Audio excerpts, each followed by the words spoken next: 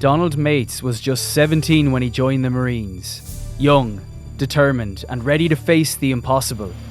On a ridge above a sulphur pit, he and a handful of men faced enemies crawling from the smoke, grenades and bayonets in hand. Hours of battle took his closest friends, tested his courage, and shaped him forever. This is the story of Donald Mates, a Marine, a warrior, and a man forged by the fire of Iwo Jima.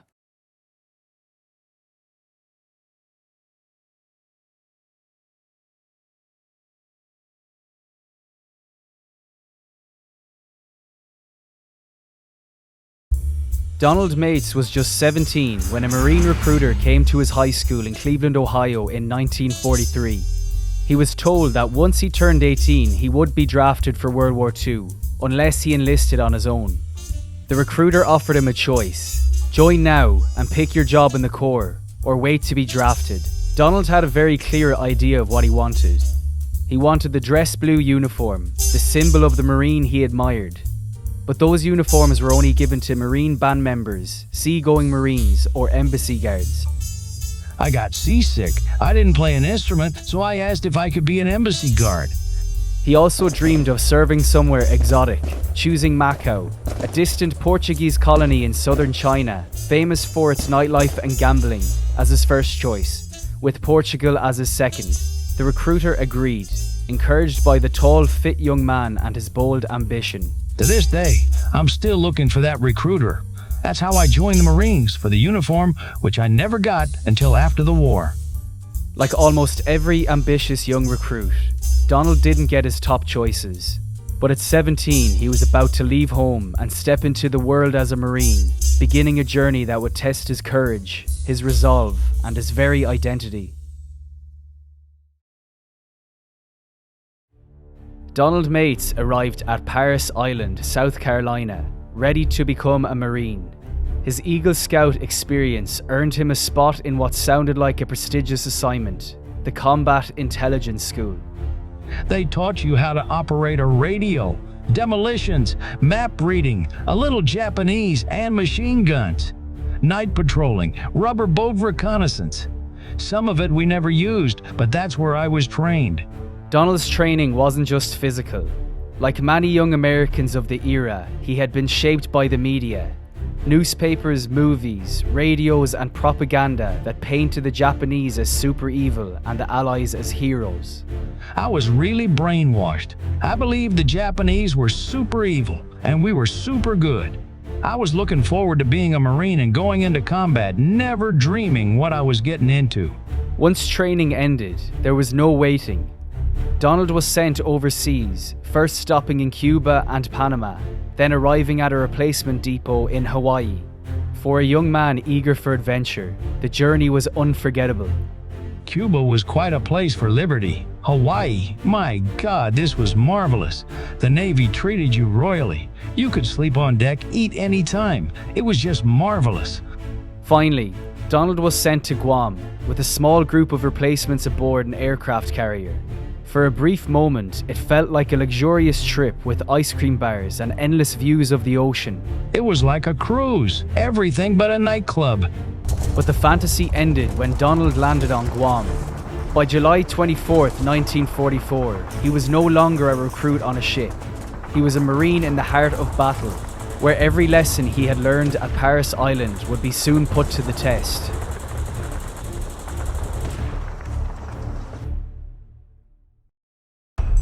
Donald arrived in Guam in late July 1944, just days after the island had been declared liberated by US forces.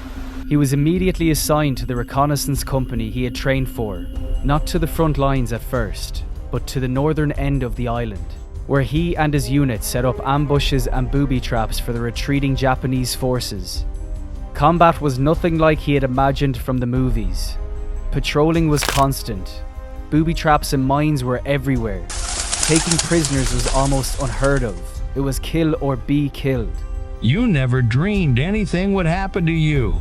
So when something happened to one of your buddies, it comes as a shock. You become anxious, stressed. There's a smell you never get over. Fresh blood from an artery and the decaying bodies of the Japanese. That sticks with you. Even amidst the fear and chaos, there were moments of strange normalcy. The Marines would wade into the ocean, cast lines from the shore, or even toss grenades to stun fish, catching them to eat fresh or fry, and finding a brief respite from the horrors around them. But for Donald, the reality of war was unmistakable, and it left a lasting mark, a stark contrast to the heroic stories and movies that had filled his childhood imagination. In the chaos of war, friendships can be lifelines. Donald Mates found one with Jimmy Trimble, a fellow Marine he met while training in the States. Trimble had been a Major League Baseball pitcher with a $5,000 signing bonus from the Washington Senators. The bonding that goes on in the Marine Corps stays with you till the day you die. Jimmy and I became close, very close, because we were tent mates after Guam was secure.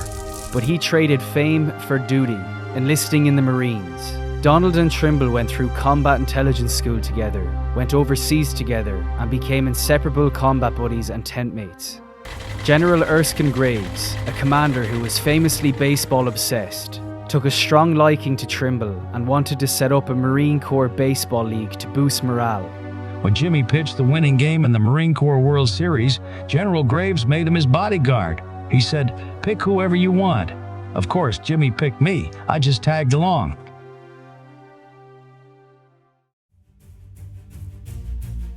By February 19, 1945, the Battle of Iwo Jima had begun.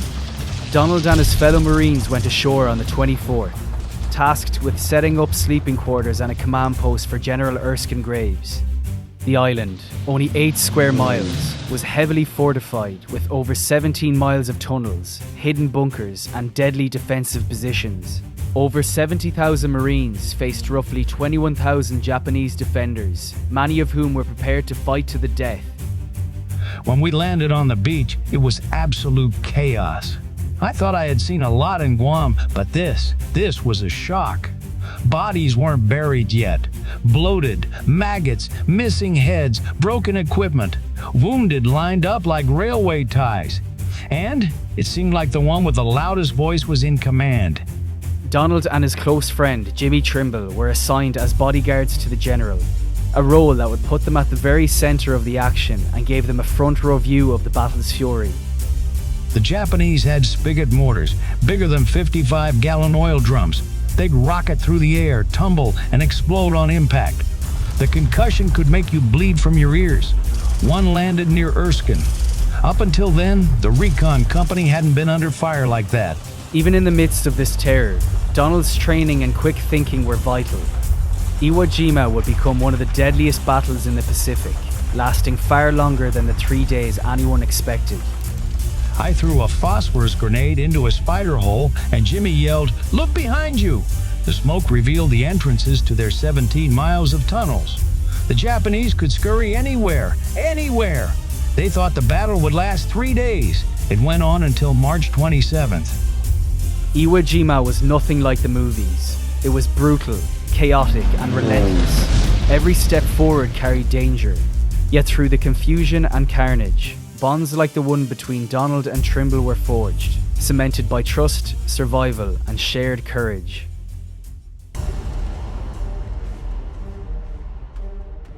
The battle raged on day after day. Every ridge and crater seemed to hide another enemy, and every step forward came at a terrible cost. General Erskine Graves needed to find the source of the spigot mortars that had been raining destruction on the Marines. Daylight patrols had failed.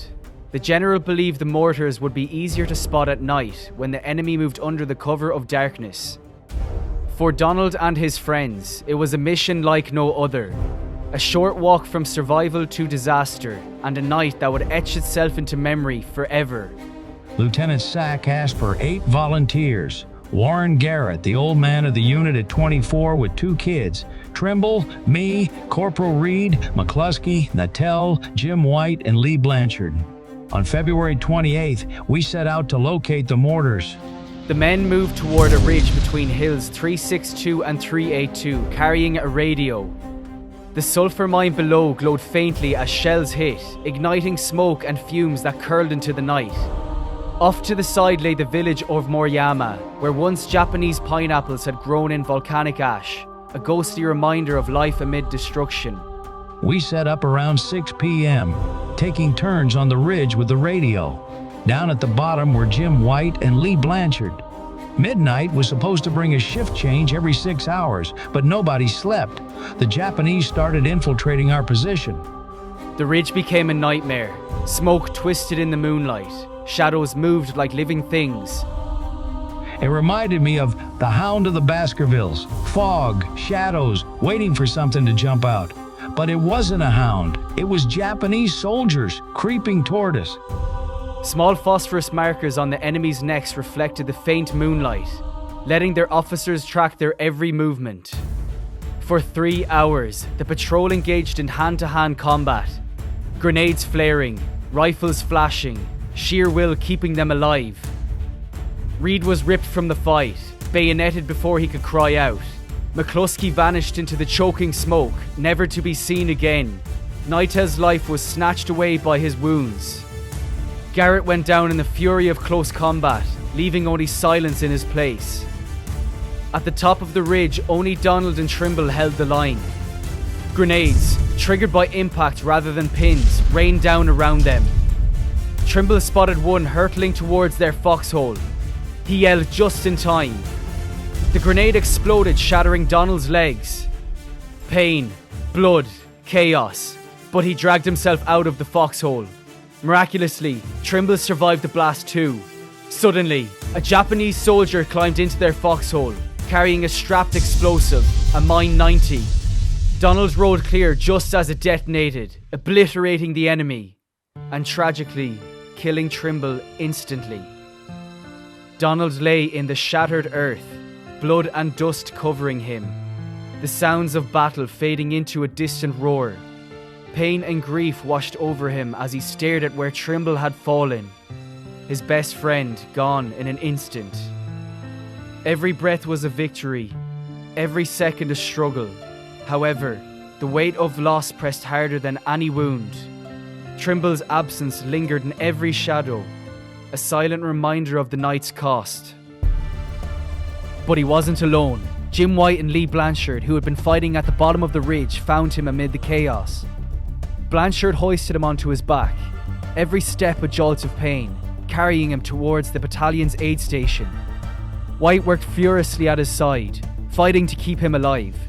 Morphine came soon after, a warm wave that dulled the pain. When they reached the aid station, the war and battle in Iwo Jima were over for Donald. Even though I was banged up pretty good, that morphine just spreads a warm feeling over you and you just completely relax. He had done his duty. Blanchard and White had kept him alive, and now began the slow journey of recovery.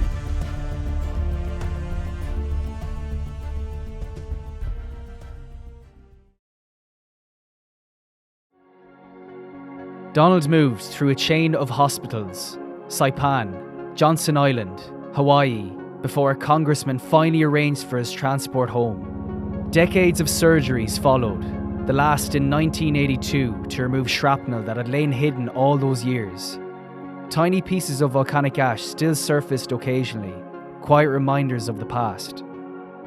Trimble did not survive, and his loss stayed with Donald for the rest of his life. In honour of Jimmy, Donald helped establish a scholarship at St. Albans, raising over $250,000 for children of servicemen, and sponsored the annual Young Marine Award through the American Veterans Center. He led the Military Order of the Purple Heart in West Palm Beach, Florida, and in 2009 received a World War II Service and Community Service Award from the Pentagon. Donald reflected on a life shaped by combat and recovery, but one still rich with purpose. He lived a long, remarkable life, passing away on June 1st, 2023, at the age of 97.